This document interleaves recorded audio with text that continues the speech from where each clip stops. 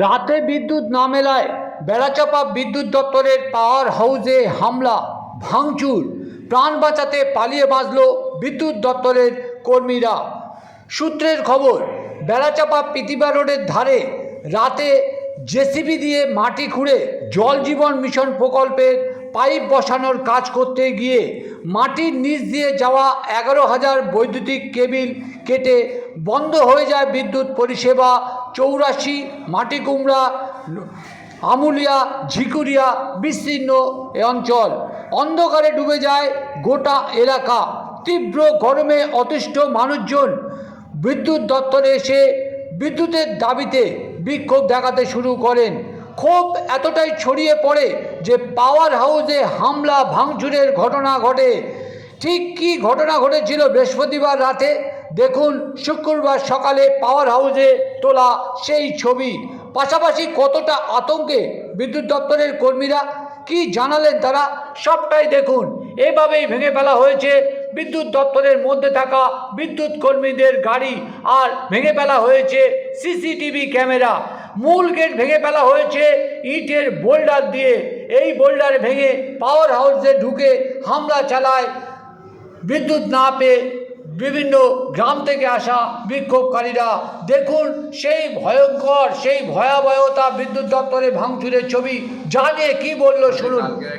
কাল রাত্রে আমরা খুব অসহায়ের মধ্যে ছিলাম, মানে অনেক লোক এসে আমাদেরকে হামলা চালায়। একটা কেন্দ্রের একটা প্রকল্প ছিল আমাদের এখানে, জলের প্রকল্প। এবার রাত্রে জেসিবি দিয়ে করতে গিয়ে কেবিলটা আমাদের বাস্ট করে দেয়, লাইনের একটু বিভ্রান্ত হয়। হওয়ার পরে বাইরের লোক, মানে যারা যে সমস্ত লাইন, কোন এলাকা লাইন অফ ছিল? লাইন এলাকা ছিল সুদীপুকুরে, মাটিকুমড়া, এধারে আমুলিয়াস কিছু সাইড বন্ধ ছিল, ঝিকুরিয়ার সাইড কিছু বন্ধ ছিল। আর ওই দিক থেকে অনেক গাড়িতে করে কম বেশি লোক এসে আমাদের এই বিদ্যুৎ অফিসে ভীষণ হামলা চালায়। এমনি তালা মারা ছিল, ওরা বড় ইয়ে ছিল, পাথর ছিল, বোল্ডার ছিল, পাথর দিয়ে দরজা ভাঙে দেয়, দিয়ে এবার আমাদের গাড়ি টাড়ি সব ভেঙে দেয়। এখানে আমরা গরিব মানুষ।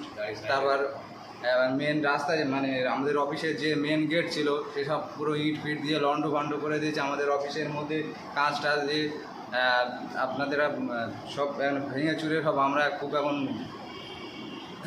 প্রাণ বাঁচাতে কোথায় ছিলেন? আমরা সব পালিয়ে গিয়েছিলাম। ক্যামেরা ভেঙে দেয়? হ্যাঁ, সিসি ক্যামেরা ওরা প্রথমেই এসে তো আগে সিসি, মানে আমরা যদি মানুষ চিনতে পারি বা শনাক্ত করতে পারি তার জন্য আমাদের ওরা প্রথমে এসে সিসি ক্যামেরায় করে। তারপর এখনই চাচ্ছি যদি আমাদের একটু কোনো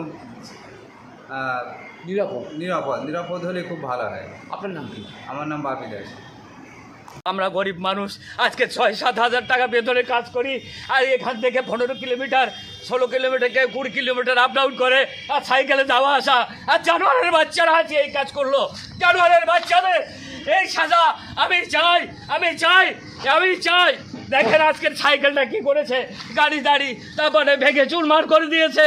আমাদের যান বাঁচানো তখন বড় ইয়ে হয়ে গিয়েছে, আমরা আতঙ্কে আমরা কাজ যে করব তাদের হাতে পায়ে ধরছি যে আমাদের কাজ করতে দিন, আমাদের কেবিল বাস্টের এটা তো আমাদের এই কাজ আমরা করতে পারবো না। তাও চেষ্টা করছি, অনেক চেষ্টা করেও আমরা রাত দুটো নাগাদ লাইনটা সমস্ত জায়গায় দিতে পেরেছি। তা সত্ত্বেও দেখেন আমরা গরিব মানুষ, আজকের রুজি রুটির জন্যে বলেন 7,000, 8,000, 9,000 টাকা বেতনে এই সমস্ত সাইকেল ভাঙা, এই সমস্ত মোটর সাইকেল ছিল কি? যার সেই ছুটে পালিয়েছি। পুলিশ এসেছিল কি? পুলিশ তারপরে যখন এইসব হয়ে গেল তারপরে পুলিশ এসেছিল, তার আগেই সব শেষ। আপনারা কি চাইছেন? আমাদের নিরাপত্তা চাই, আর যে সমস্ত ছেলেপিলে সেই সব কাজ করেছে তাদের যেন সাজা হয় অবশ্যই। আপনার নাম কি? আমার নাম হচ্ছে মুস্তাকিন বৈদ্য।